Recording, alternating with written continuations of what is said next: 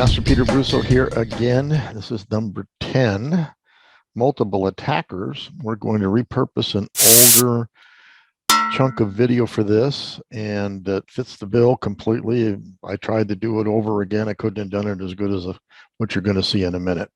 So this will conclude our self-defense planning series, and I'll have more information coming out to you shortly. But I hope you enjoyed the series. Let's get to the video. Hi, Master Peter Brusso here again. We're going to, first off, I was asked on one of my AWeber sendouts, person from Europe sent me a video to look at. Did we have any suggestions of what to do? It's a mob in Barcelona, a mob of African migrants apparently attacking Americans. And so we're going to watch that video, and I'm going to try to break it up in pieces so you can learn exactly what to do.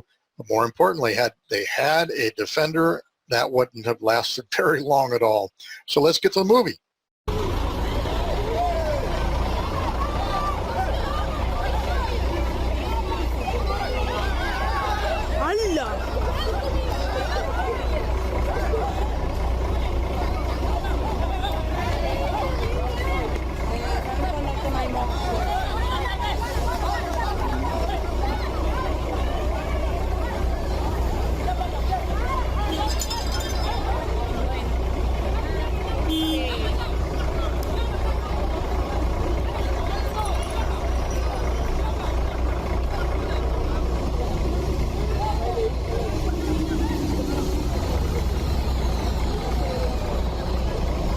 Okay, I freeze the frame here for a second. Now we're going to move into the video, and I'm going to reach a freeze frame part and talk to you about that.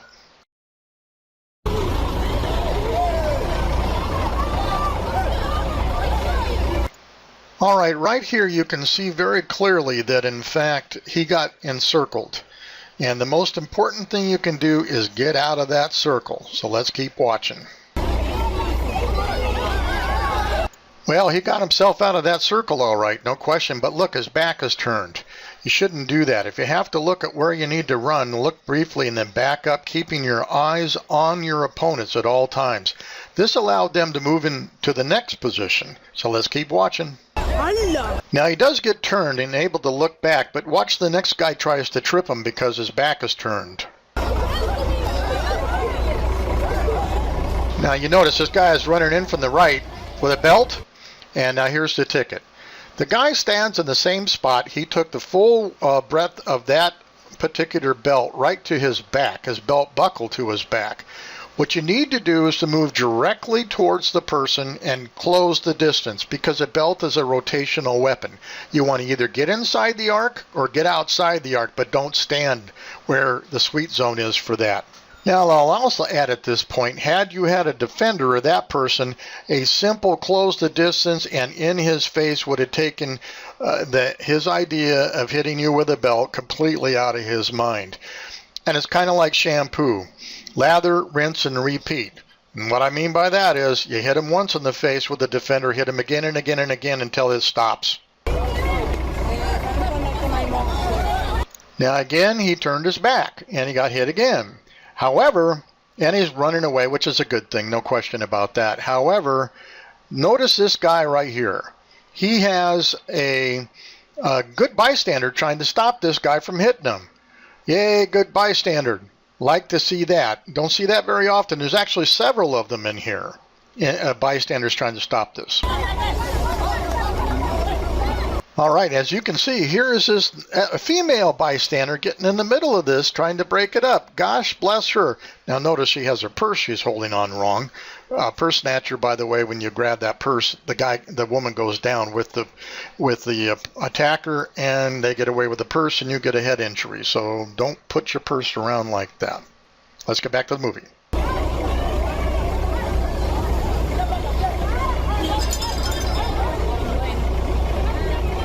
All right, here you see another, his partner, buddy, they were traveling together, Americans, I guess. He stands there, and they're going to attack him now. For what reason, I do not know, but it's interesting to watch. He just stands there. So let's take a look at that. Now, I wanted you to note, the one person goes to attack him, and then he's by himself, so he's calling his buddies over there. This is truly mob mentality. Let's get back to the movie. Now you see, now the American has allowed himself to get surrounded, which isn't good altogether. Also, you'll notice that the guy in the white t-shirt that came running in with the belt hanging over his back on the right-hand side, had this American had a defender in your face, in your chest, and in just a second you'll see this guy actually grab him, which completely allows you to attack him, and he won't know what hit him. Let's get back to the movie. Now this is the place where I told you to watch for. The guy on the right reaches up and puts his hand on the American's neck. Now that opens him up for all kinds of great attacks, to include your foot, break his knee, in his groin. And the guy's got hands. I don't know why he's not using them, but had there been a defender there, you can see how easily it would have been to attack him and get him to back off. Now, I also might have you note, if the guy with the belt swung, his opponent is too close, and obviously the other guy, who's his buddy, might be in the way. So this guy would have had to have retreated with his left foot to get distance, and that's the time you know what's coming. Let's get back to the movie.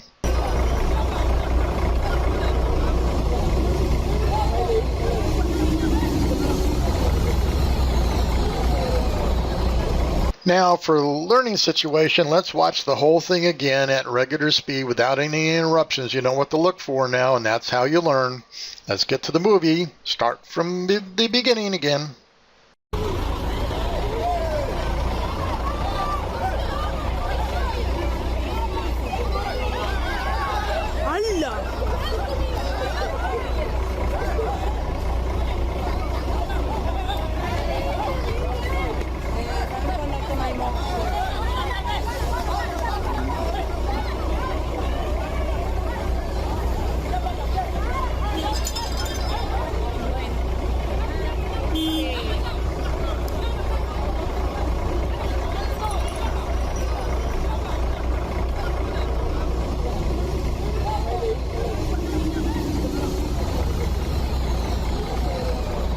All right, let's finish this up. That's quite the scene there. Happens in less than a minute actually.